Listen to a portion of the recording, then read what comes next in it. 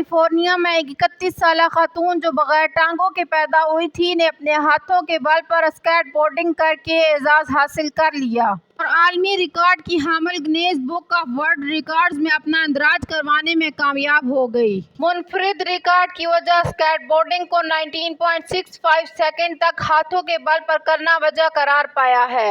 پیدائشی طور پر ٹانگوں کے بغیر دنیا میں آنے والی کینیا سیسر 31 سال کی عمر میں سابق پیرا اولمپک ٹریک ایتھلیٹ اور نامی گرامی اسکیٹر بورڈرز ہیں، جنہوں نے لاس اینجلس میں ریکارڈ بنانے کا چیلنج لیا اور اب تک کا سب سے طویل دورانیے کا ہینڈ اسٹینڈ اسکیٹ بورڈنگ کا ریکارڈ توڑ کر اپنے نام درج کروا لیا۔ تھائی لینڈ میں پیدا ہونے والی کینیا سیسر کو 5 برس کی عمر میں گود لے لیا گیا تھا، جس کے بعد انہیں امریکہ لے جایا گیا۔